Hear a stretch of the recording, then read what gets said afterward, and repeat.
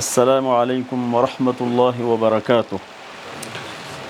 په دویمه ناسته کې تاسو ټولو عزیزانو ته راغلاست او هرکلی وایم، هرکله راشئ. هیله ده چې ټول ورونه به روغ او رمټ وي. الله تعالی دې ټولو ته د دنیا او د آخرت ښېګڼې او سعادتونه نصیب کړي. زموږ او ستاسو نننۍ ناسته بیا د پرون په څېر په درې موضوعاتو باندې راڅرخیږي. د سورة الفاتحې اول نه درېیم آیات پورې موږ او ستاسو درس دی انشاءالله، او د ګرامر او د قواعدو په برخه کې موږ او تاسې د کلمې درې ډولونه وایو، او په هغې کې د اسم ډولونه او د هغې نښې، او په آخر کې ښوونیزې لارښوونې دي. او په دې درس کې هم موږ او تاسې 15 نوي کلمې یادو چې انشاءالله ډېر زیات ځله په قرآن کریم کې دا تکرار شوي دي. نو لومړی د دغې مبارک صورت مختصره پیژندنه ده. سورة الفاتحه دا د قرآن کریم لومړی هغه صورت دی چې په بشپړ ډول په رسول الله صلی الله علیه وسلم نازل شوی. دې نه مخکې صورتونه نازل شوي، خو مکمل چې یو صورت په رسول الله صلی الله علیه وسلم نازل شوی دی، مکمل د لومړي ځل دپاره اول صورت چې مکمل نازل شوی هغه سورة الفاتحه ده. د سورة الفاتحې ارزښت موږ او تاسو ته د دې نه معلومیږي چې دا په هر مانځه کې، بلکې د هر مانځه په هر رکعت کې موږ او تاسو ته د دې د تلاوت کولو امر شوی. یعنی هیڅ داسې مونځ نشته چې مونځ دی او هغې کې د سورة الفاتحه مسلمان تلاوت نه کړي. او مونځونه موږ او تاسې په ورځ کې څو ځله کوو. 15 ځله خو زموږ او ستاسو هغه فرضي مونځونه دي، او بیا په هغې کې سنتونه، واجب مونځونه. یعنی په دې ترتیب باندې محترمو ورونو دا صورت ډېر زیات مهم او ارزښتناکه صورت دی. په همدې وجه باندې علماو دا خبره کړې ده چې دا د ټول قرآن کریم خلاصه ده، او د دې د بار بار ویلو او تلاوت کولو او په منځونو کې د تکرار وجه، یو مهمه وجه دا ده چې که مسلمانان په دې باندې پوه شي نو په هر رکعت کې د ټول قرآن ټول مفاهیم، مجمل مفاهیم هغه باید تکرار کړي. خو اوس تاسې فکر وکئ چې یو مسلمان په ورځ کې 32 ځله سورة الفاتحه وایي او د دې مفاهیم د هغې په ذهن کې مستحضري، د دې معنا دا ده چې دا 32 ځله د قرآن کریم ټوله خلاصه تکراروي. نو د دې به څومره تاثیر وي؟ انسان یو ځل یو خبره تکرار کړي، 2 ځلې، 3 ځلې، 15 ځلې، چې هر څومره داسې غبي سړی دا خبره زده کړي. نو دا چې د قرآن کریم دا خلاصه ده او موږ او تاسو یې دومره زیات تکرارو، او بیا هم په هماغه حالت کې یو څنګه چې یو کله کله د مخکې نه بدتر شو پسې. د دې وجه دا ده چې دا صورت ډېری ځل مسلمانان د طوطیانو په شکل وایي. تاسې به طوطیان لیدلي؟ طوطي ډېر خلکو طوطیانو ته دا صورت زده کړی او ډېر په ښه تجوید یې وایي. خو د طوطي وینا معنا دا ده چې هغې کې مدرکه قوه نشته د درک. په ژبه باندې یو شی وایي او پې پوهېږي نه. و یو چا طوطي ته دا خبره زده کړې وه چې څوک درته دانه واچوي، هغې ته نږدې مه ورځه، هغه ښکاري دی او تا نیسي. وی دا خبرې کولې او هغه دانې طرف ته روان و. دا خبرې م کول ځکه چې هغه په دې خبره نه پوهېده. د سورة الفاتحې سره زموږ او ستاسو معامله همدقسې ده. که داسې نه وی نو زمونږ او ستاسو دا منځونه چې کوم سي دي دا به داسې نه وي. او سنی منځونه او د هر منځ بخپل تأثیر وي غیز به وي او یعنی بالکل آنی او فوري د هغې تأثیر به موږ او تاسو حس کولی. محترم ورونو په دې حساب د تعوذ او د فاتحې د صورت الفاظ چې کوم دي د تعوذ چې پرون موږ او تاسو وویل او د فاتحې سورة الفاتحه دا په قرآن کریم کې د الفاظ 9000 ځل تکرار شوي 9000 ځل چې سورة اعوذ بالله سړی زده کي او سورة الفاتحه زده کي نو 9000 کلمات هغه روزانه د قرآن کریم تکراری که ترجمه ورته یادی نو دا دومره ترجمه د هغې تکراري. أعوذ بالله من الشيطان الرجيم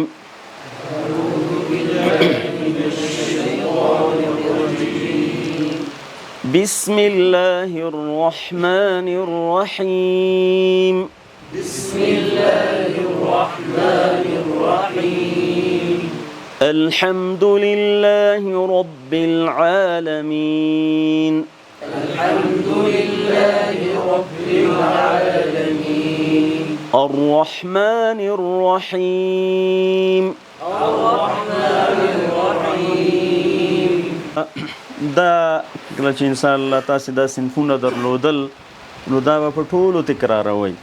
ما پرون هم دا خبره کړې وه چې زمونږ او ستاسې منځونه صحت ته اړتیا لري. په وړکتوب کې کوچنیوالي کې موږ منځونه زده کړي دي مسلمانانو عموما بیا د دې فرصت نه دی پیدا شوی چې دا چاته تکرار کړي. مسلمانان لوی شوي دي او منځونه یې هماغسې پاتې دي چې هغه داسې یو چا نه زده کړي چې د هغې خپل هم نه زده.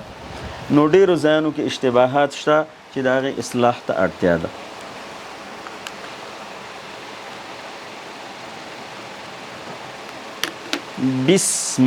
بسمی د بی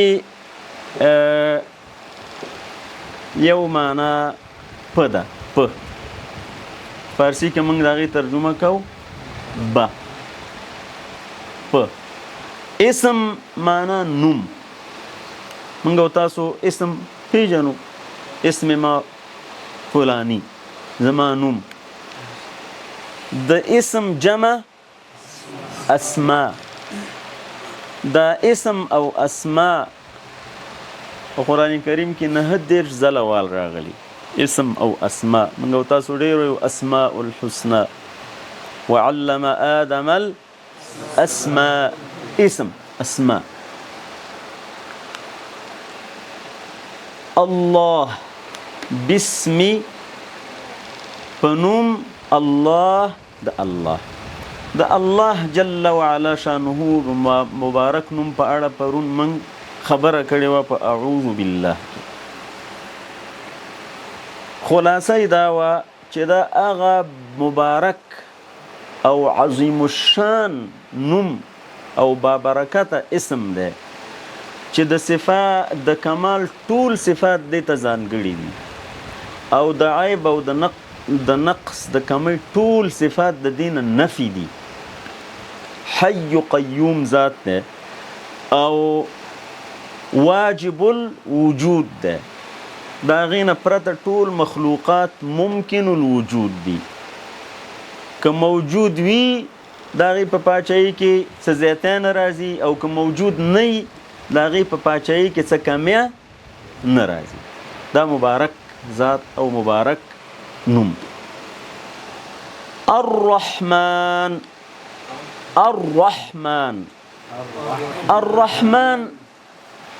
په عربي کې چې دا الرحمن معنا ډیر مهربان ډیر زیات مهربان. الرحمن دا د غضبان فعلان په دې وزن دی. په عربي کې په دې وزن چې کوم لفظ راشي د دې معنا دا ده چې په هغې کې د جوش او د ولولې معنی یعنی معنا دا ده چې غاضب همداسې غاضب چې غوسه کوونکی چې ته وایې غضبان یعنی دا غصه بالکل اخر ته رسېدلي راحم رحم کوونکی خو چې ته وایې رحمان یعنی هغه ذات چې د هغې رحمتونه او مهربانۍ په هغې کې جوش دی یعنی همداسې راخوټېږي همداسې ولوله ده پکې intensely merciful یعنی چې د هغې په دې مهربانۍ کې داسې نه چې داسې لږ لږ مهرباني په موږ او تاسو ده داسې ده چې همداسې بس فوران دی پکې فوران همداسې الرحمن الرحیم دا د فعیل په وزن دی فعیل د فعیل په وزن چې رحیم د هغې په وزن دی په دې وزن چې په عربي کې کوم لفظ راشي د هغې په معنا کې دوام دی مثلا جمیل د رحیم په وزن دی که نه جمیل موږ او تاسې هغه چاته نه وایو چې پرون بدرنګه و او نن یې میک اپ وکړه ښایسته سو نو جمیل شو جمیل هغه چاته وایي چې د سر نه همداسې ښایسته دی خبره ورسېدی دا ډېر جمیل دی کریم د کرم او د سخا خاوند هغه چاته نه وایي چې ډېر ممسکي خو کله یو دوه ټنګې چې جب نه راوځي نو ویل دا کریم دی نه کریم هغه سړی دی چې مسلسل دی صفتي خبره ورسېدی نو د رحیم معنا هغه موږ دې ترجمه عموما کو خورا زیات مهربانه داسې مهربانه چې په مهربانۍ کې تسلسل دی د نورو مخلوقاتو انسانانو په څیر نه دی چې مزاج د انسانانو مزاج چې لږ ښي خو بس ښي خو هماغه انسان چې لږ مزاج ګډوډ شي وایي پرېږده ده سړي زوی نه دی دې سره مونږ دغه کوو لږې چې چا سره طبیعت خراب شي هغه داسې دوامداره مهربانه داسې دوامداره یا دا انسانان داسې لږ څه وخت ورسره خزاني لږ دغه مصارف کوي خو بله ورځ بیرته سعلوک شي ټنګم ورسره نه چې هغه چې شی مصرف کړي نورونو د دې معنا دا ده الرحیم هغه ذات چې تل مهربانه دی تل همیشه د کمې ورځې نه چې انسان او هر مخلوق پیدا شوی او د هغې مهرباني او پیرزوینې ورباندې شروع دي په هغه څوک چې مني او که نه مني ایمان پې لري او که نه لري مهرباني ورباندې دي نو محترمو تاسې اوس دغه جوش او ولوله دې ته په دوام کې ضرب ورکوي یو طرف نه په رحمت کې جوش دی فوران دی فوران چې همداسې راخوټېږي د رحمتونو خزانې او بل طرف نه دا مسلسل دي نو دا ذات به څومره مهربانه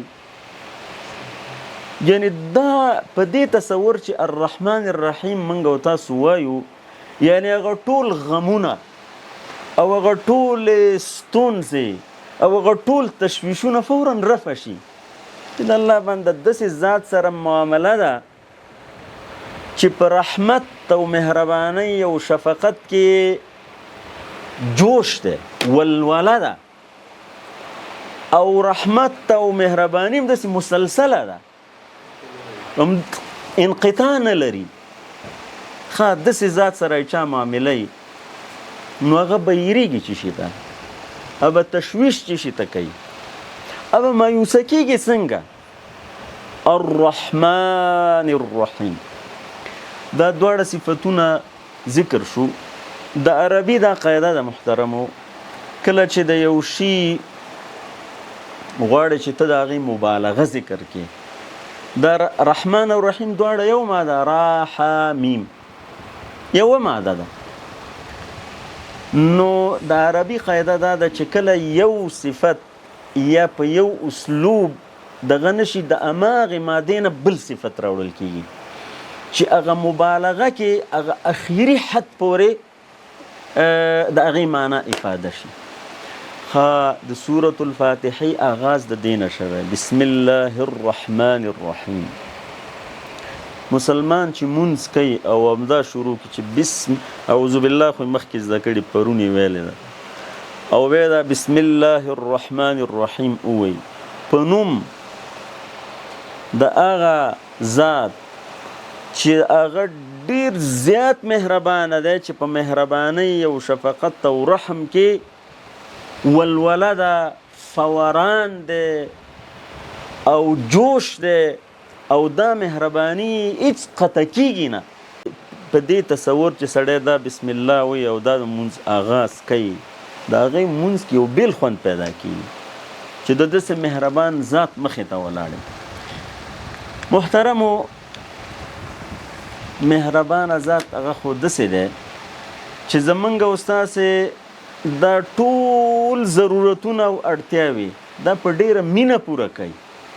موږ او تاسو ځینې انسانان هم ځان ته وایي چې زه مهربانه یم، خو دا مور او پلار چې ډېر مهربانه وي خو کله کله هغه د صبر دغه یو ځای ته ورسي چې دا اولادونه مې چندان سړي زامن نه دي او ما نه د مهربانۍ دغه کوي. خو ډېر پلرونه موږ او تاسو وو خو دا داسې ذات دی چې دا ټول دغه اړتیاوې او دا ټول دغه د په ډېره شفقت او په مهربانۍ پوره کوي. دا هماغې اولې ورځې نه چې انسان دې دنیا ته راشي او انسان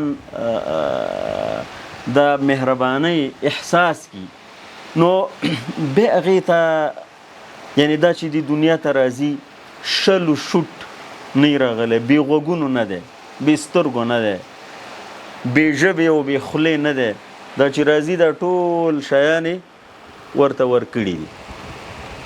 الرحمن الرحیم. تاسې وګورئ د دې شیانو تر څنګ چې موږ او تاسو ته یې راکړي دي دا که څوک لاړ شي وایي چې ماشوم مې پیدا کېږي ولا لږ غوږونه ورته بازار کې اخلم، اوس دې دپاره لږ بودیجه پیدا کړم، ماشوم مې را روان دی صاحب هغه دی دا یوه سترګه خو ورسره ده دا بله هلته ورته مارکیټ کې اخلم. دا د انسان په وس کې نه وه. دا خلک چې دا اخلي هغه هسې د سترګې په شانې سترګه خو نه هغه. بیا الله رب العالمین چې دا انسان پیدا کی دا نبات نه دی چې همداسې نیغ ولاړ دی په هغه د مور په خوږه او هغه میناناکه غېږه کې د پلار د شفقت د سوري لاندې بیا دا انسان چې لوی بیا ورو ورو دغه کېږي او دا کائنات پیژني او بره خپل د ښکلی اسمان ویني او د لاندې نه دا مستقره ځمکه ویني خو پوهېږي نه، خو دا ټول د هغې مهربانۍ دي. په دې نه پوهېږي چې دا په څومره سرعت سره دا ټول کائنات په حرکت کې دي، نه دا خوځېږي نه چېرته چپه شو نه بیا چې دا ډول ډول خوراکونه ویني په هغې کې دا تفنن چې خلک کوي او دا نعمتونه چې دا ویني دا بېلابېل شیان. یعنی دا د قرآن کریم دا تعبیر چې دی محترمو دا وَإِن تَعُدُّوا نِعْمَةَ اللَّهِ د دې معنا دا ده که د الله تعالی نعمتونه شمیر کوي تاسې هغه نشئ احصا کولی، شمیری نه. دا ځینې خلکو ته مبالغه ښکاري خو دې کې قطعا مبالغه نشته. یوازې دغه عالم اصغر چې د انسان دی دې نه چې وځي دا نشي شمیرلی. دلته محترم ډاکټر صاحب ناست دی او علما ناست دي د دې یوې اوس خو مخکې به خلکو تخصص په ټول دغې کې کو، اوس په یو د غاښونو تخصص کې د بیل غاښ بیل تخصص دی او د هغې بیل عالم دی او د سترګې او د هغې مختلف دغه دا بالکل همداسې ده او دا خبره چې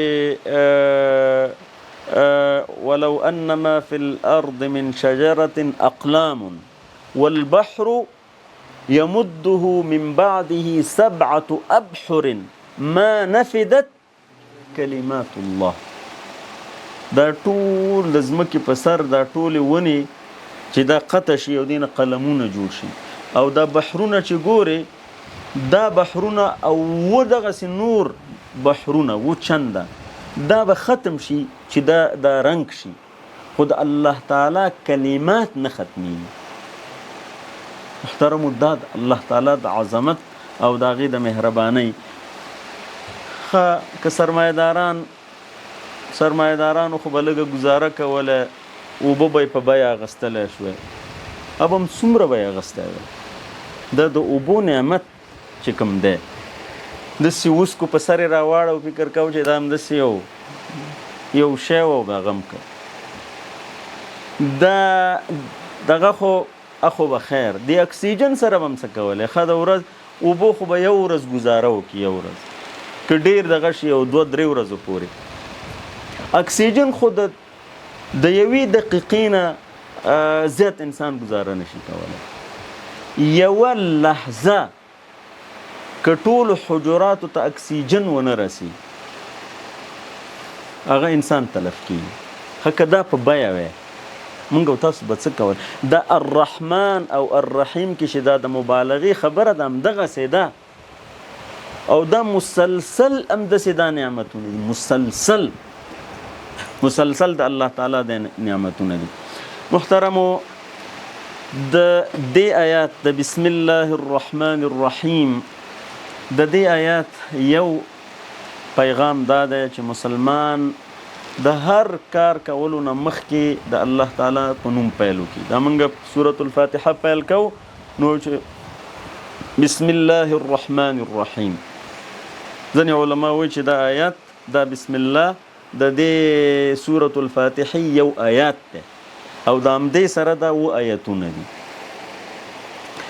نو بسم الله الرحمن الرحیم انسان په دې باندې باید باور ولري ته چې کله پیل کې چې د الله تعالی دغه مهربانه ذات په دغومره مهربانۍ هغه تا سره مل او ملګری دی او هغه به خامخا ستا مرستندوی او تا سره به کومک کوي.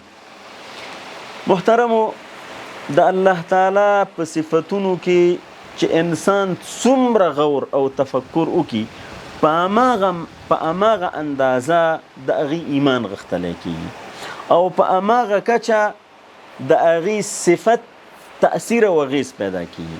اوس د الرحمن او الرحیم صفات چې دي په دې چې انسان فکر کوي او دا پاڼې ځان ته خلاصوي او دا فکر کوي دا د سره ختمیږي نه.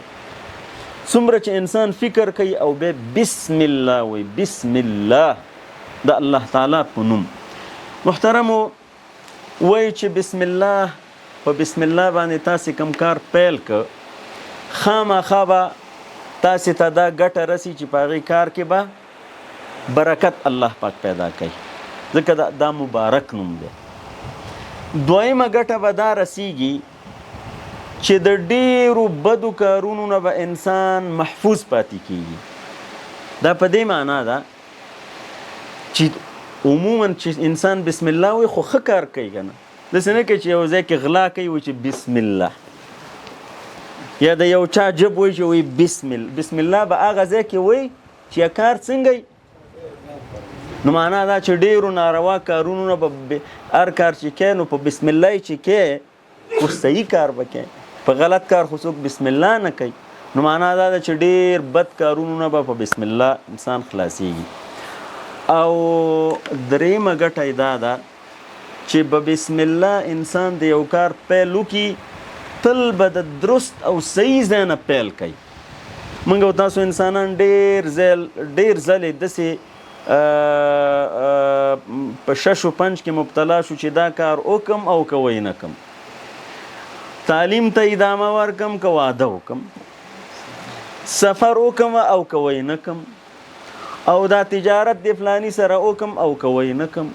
په بسم الله ویلو د الله تعالی د نوم په یادولو به انسان تل د درست ځای نه پیل کوي چې کوم نقطې نه او څنګه پیل هغه وکړي. نو بسم الله د دې نه وروسته باید زمونږ او ستاسو دا عادت شي. محترمو یو موضوع دا ده چې انسان د الله رب العالمین په اړه باید تل نیک او ښه ګمان ولري. عموما چې انسان په ښه وضعیت کې خو خیر خیریت وي، خو چې کله لږ په ازمایش کې راشي، مبتلا شي، په تکلیف کې شي، نو بس دلته مزاج خراب شي چې دا تیږه هم دا زما په سر راولیږي، بل ځای نشته او دا هیڅ لوټه نشته، همیشه مې دا خپه په همدې تیږه باندې لګېږي، دا بل څوک نشته دی. دلته د انسان ازمایشي. کله چې انسان په بسم الله الرحمن الرحیم باور لري، هغه باید په دې یقین ولري چې دغه ازمایش او ابتلا زما د ښېګڼې دپاره ده. د مخالف سمت دا بادونه چې کله کله را الوزي، دا په دې خاطر نه دي چې تا د پرواز نه منع کړي، دا په دې خاطر دي چې تا پرواز د نور هم لوړ کړي، چې تا نور هم تاکہ اغا ظرفیت پیدا شي. وَإِذِ ابْتَلَى إِبْرَاهِيمَ رَبُّهُ بِكَلِمَاتٍ فَأَتَمَّهُنَّ قَالَ إِنِّي جَاعِلُكَ لِلنَّاسِ إِمَامًا. دا خود ازمایشونو د اتمام او د کامیابی نه وروسته امامت دی. نو دویمه خبره ده د محترمو چې تل د الله رب العالمین په اړه نیک ګمان. په اروپا او غرب کې خلک دا وایي چې د ټولو نه هغه ډاکټر صاحبان زیاتې پیسې لاسته راوړي چې هغه نفسیاتي ډاکټران دي. د هغې وجه دا ده چې هلته ډېر خلک په نفسیاتي او رواني مرضونو مبتلا دي. ښه وایي چې دا کور مې مشته دی او پیسې هم لرم او دغه هم شم، دې نه وروسته نو څه شی، دې نه وروسته څه شی، د هغې جواب نشته ورسره. بس یو تورتم، یو تیارې او د مایوسۍ یو حالت سره مخ شي. بیا نتیجه دا شي چې ایسته سمندر ته ځان وغورځوي. اوس هلته په ډېرو غټو غټو دغې باندې هلته پیرداران کېنولي چې هلته خلک ځانونه راغورځوي. ته وایي دې نه وروسته به څه کوم؟ دا هر ډاکټر ته چې لاړ شي، د هغو په نسخو کې یو شی کامن دی، هغه مشترک دی. ورته وایي چې پازیټیو تینکینګ کوه، مثبت اوسه. هغه ورته وایي چې مثبت اوسه. ابه څومره مثبت پاتې شي، هغه یو څو ورځې مثبت بیا منفي شي. دا په دې بسم الله الرحمن الرحیم کې دغه د ابتدا نه مسلمان ته دا درس پروت دی چې هغه مثبت دی، هغې شروط هم خراب نه دی. که ازمایش پې راځي نو چې دې کې راته خیر دی، که تکلیف پې راځي، حدیث شریف کې راځي ان اصابته ضراء صبر فکان خیرا له وان اصابته سراء شکر، که ښه ورته ورسېږي په هغې شکر وباسي. او په حدیث کې دا راځي چې ولیس ذلک لاحد الا للمؤمن، دا د مؤمن پرته دا دغه بل چا دپاره نشته. د هغې وجه دا ده چې هغه په الرحمن الرحیم ذات باندې دا باور لري او دا ورباندې ایمان لري. محترمو دا د الله رب العالمین په اړه مثبت فکر دا باید موږ بسم الله الرحمن الرحیم نه زده کړو. جناب رسول الله صلی الله علیه وسلم روایت کوي د الله رب العالمین نه، او وایي چې انا عند ظن عبدی بی، زه خپل بنده سره هماغه معامله کوم څنګه چې په ما ګمان کړی. که ته پې ګمان وکړې چې الرحمن الرحیم دی، په هر شي کې د هغې رحمت نغښتی، ابه دا معامله در سره کوي. او که خدای مکه بل ګمان دې وکړه چې را سره ظلم روان دی او د هغې په قضا او په دغې په تقدیر باندې د نیوکې شروع کړي، نو دنیا به هم خرابوي او آخرت به هم خرابوي. د دې په نتیجه کې په انسان په دې دنیا کې د انسان په ژوند کې آرامي پیدا کیږي، سکون او ډاډ پیدا کیږي، کامیابی الله تعالی ورته په نصیب کوي، روغتیا روغ صحت الله پاک دغه انسانانو ته په نصیب کوي، همدغسې انسانانو ته الله پاک ښه ملګري په نصیب کوي، ښه ماحول الله پاک داسې انسانانو ته په نصیب کوي او د مخې رڼا یې بس هر طرف ته چې ځي په لاره کې بندش نه وي. د هغې اصل وجه دا ده چې دا په الله رب العالمین باندې نیک ګمان لري. نو محترمو دا بسم الله الرحمن الرحیم موږ او تاسو په پروني درس کې ویلو چې 15 نکاتي برنامه موږ لرو چې دا سبقونه دې په خاطر نه دي چې زموږ معلوماتو کې اضافه وشي. دا معلومات دومره ډیر دي چې یو کلیک دې ته ورکې یو ټک ورکې نو په زرګونو دغه به تا ته راووځي. دا درسونه دې دپاره دي چې دا قرآن کریم زما او ستا د ژوند برخه وګرځي. نو د هماغه 15 نکاتي برنامې چې اوله نقطه یې څه شوه؟ تصور او احساس. دویمه نقطه یې څه شوه؟ دعا. دریمه څه شوه؟ ارزونه. څلورمه پلان. پنځمه تبلیغ رسونه. د قرآن کریم دا سبقونه موږ د دې 15 نکاتو په اساس زده کوو. نو تصور او احساس د دې بسم الله الرحمن الرحیم به دې نه مخکې موږ ډېر ځل ویلي، خو د دې نه وروسته به د تصور او احساس سره ویو چې دا بسم الله چې زه ویم اصلا دې کې چې څه مفاهیم دي زه مخاطب یم، زه او دا د الرحمن الرحیم او دا الله دغه عظیم ذات چې دی زما په ژبه دا کلمات راغلل، زه مخاطب یم. زه دا دعا چې یا الله په دې کې څه مفاهیم دي او په دې کې د عمل کم اړخونه دي، ما ته هغه مفاهیم را زده که او د عمل توفیق هم راکړه. دریمه خبره بیا ارزونه چې خپل ژوند کې وګورم چې د دې بسم الله الرحمن الرحیم سره برابر روان یم که نه.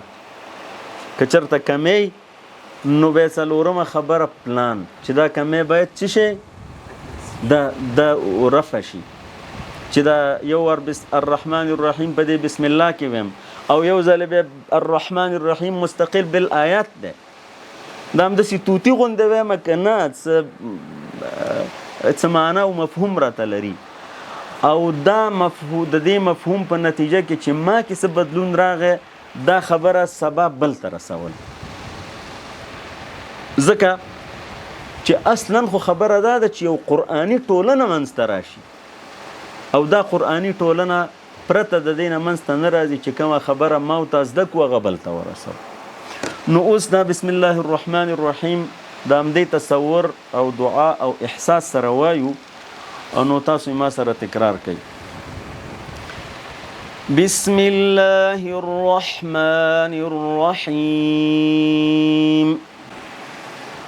مخکې مونږ تلاوت کړی او د دې آیت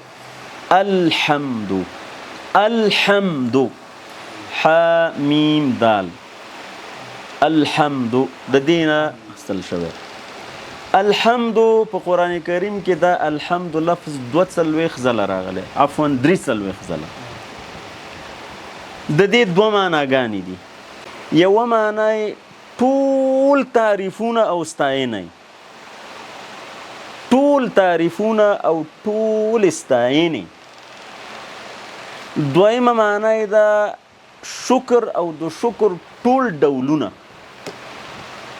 یو معنا یې ده تعریف او بله معنا یې ده شکر. دا په دې ټولو ځایونو کې ده. ښه دلته چې موږ زده کړه او بیا ته الحمد لله الذي انزل على عبده الته هم دا معنا ده. الحمد لله فاطر السماوات الته هم دا معنا ده. او بس والحمد لله رب العالمین فقطع دابر القوم یعنی الته هم دا معنا ده. ټول بیان ستاینې صفتونه او شکر دا به موږ تاسو په یاد ولرو. لی معنا لپاره، برای. لی معنا د پاره، لپاره. الله د الله، لپاره د الله. نو ترجمه به داسې شي چې الحمد ټول تعریفونه، یو ترجمه. بله ترجمه لی د پاره الله د الله دا ترجمه به موږ او تاسو ټکی په ټکی کوو ځکه دا داسې عام درس نه دی چې ملا صاحب ښې خبرې وکړي خو په ترجمه پوه نه شوم دې کې هدف دا دی چې د ترجمې استعداد او توانایي پیدا شي او دا لله دا په قرآن کریم کې 149 ځل راغلی لله دې چې هلته زده کړه ټولو ځایونو کې همدا معنا ده د ټولو ځایونو کې همدا مفهوم دی رب رب معنا پالونکی رب څه معنا پالونکی رب یو خدای یوازې همداسې موږ داسې فکر کوو چې پالونکی چې دی بس همدا د غټو غټو شیانو پالونکی دی دا واړه چې دي دا همداسې په خپله پالل کېږي نه د هرې ذرې پالونکی دی د هرې ذرې دا د میلیاردونو حجرو چې زمونږ او ستاسو بدن کې د دې ارې او دا حجره چې ده دا خو بیل عالم دی ډاکټر صاحب دلته تشریف لري دا همدا حجره د ډي ان اے اساس دی او دا حجره یعنی د دې ټولو شیانو اساس دی هغه بیل عالم دی او دا حجرات په نباتاتو کې مشته خو هغه فرق سره که نه چې موږ او تاسو دغه کړی ښه دا داسې پالونکی دی چې د بېشماره د میلیاردونو مخلوقاتو پالونکی دی د داسې مخلوقاتو پالونکی هم دی چې هغه په دې ساده ذربینونو نه ښکاري هغه هم پالي داسې نه دی چې دا پاچاهان پالي او دا غریبان نه پالي او دا غټان پالي او دا واړه واړه پکې همداسې دغه دي او دا انسانان پالي او دا نباتات چې دي دا همداسې به په خپله رالویږي او دا غرونه او دا مخلوقات دا همداسې دي د ذرې ذرې پالونکی او دا داسې نه دی چې د یوې لحظې دپاره پالونکی دی د یو کال دپاره 2 کالو دپاره یعنی یو ذره یو د ثانیې هغه میلیاردمه برخه هم هغې نه دغه نه دی بې تفاوته نه دی هره لحظه یې پالي دې ټولو ته د اکسیجن ورکوونکی دی رب دا رب چې موږ او تاسو په دې رب العالمین کې وو دې نه همداسې ساده تېر نه شو دې نه وروسته محترمو موږ او تاسو چې دا مونځ زر زر کوو هغې وجه دا ده چې دا همداسې زر موږ زده کړی یو چا ډېر زر زر اودس او دغه یې وکړو ما ورته ویل چې دا اودس ډېر زر زر وکړو خو د 40 کالو تجربه ده نو او 40 کالو تجربه غلطه ده که نه غلطه تجربه او غلط پریکټس چې ده خو همداسې غلطي که نه خو تجربه صحیح شي چې هغه نتیجه صحیح شي نو محترمو رب دا پالونکی دی العالمین دا د عالم جمع ده عالمون نه د عالم عالمین د ټولو کائناتو یعنی ما سوى الله دا څه چې دي بس دا عالمین د دې ټولو پالونکی دی د دې ټولو پالونکی دی د عرش غوندې لوی مخلوق او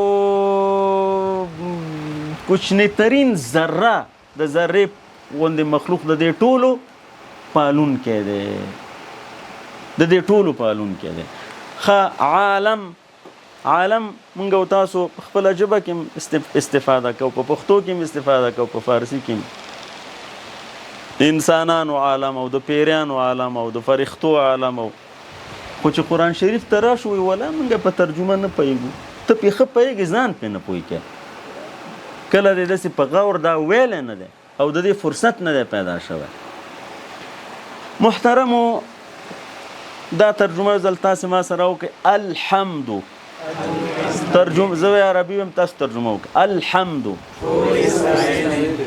همدا یو ترجمه مو کړه ما ورته 2 ښودلې وې الحمدو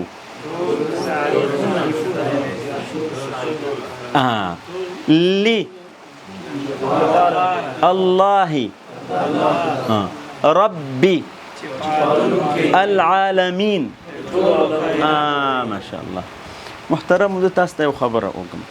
که موږ او تاسو غواړو چې دا تعریف ستاینه، تعریف دې ته وایي که نه چې یو چا ته د کمال او د ښېګڼې او د حسن ټول صفات ته هغې ته نسبت وکړي چې دا ډېر ښه سړی دی او ډېر سخي دی او ډېر جرأتمند دی او د چا د الله په خاطر د چا د ملامتۍ نه نه یېرېږي او ډېر عالم دی او ډېر فقیه دی او ډېر فلان دی. دا ښه صفتونه دي. دې ته ستاینه وایي که نه، ستاینې. انسان کې هم دغه ستاینې د انسانانو. دلته ستاینه معنا دا ده چې د الله رب العالمین ته د کمال ټول صفتونه ته دغه کړي، هغې ته یې نسبت وکړي. رحمان دی، رحیم دی، قیوم دی، حی دی، رب دی، عظیم دی، شکور دی، الخالق، یعنی دا ټول صفتونه چې دي. الغفار دی، الغفور دی. که ته غواړې چې دا ستاینه ستا د زړه د تل نه وي، همداسې سرسري نه وي، همداسې سرسري نه وي، نو دې دپاره اړتیا ده چې د الله رب العالمین په صفاتو کې غور وکړي، د دې رب په صفت کې خصوصا، او بیا دا وګوري چې دا څنګه په میلیونونو مخلوقاتو مهرباني کوي، د هغوی پالنه کوي، هغوی ته خوراک ورکوي، هغوی ته اکسیجن ورکوي او هغوی پالي. یعنی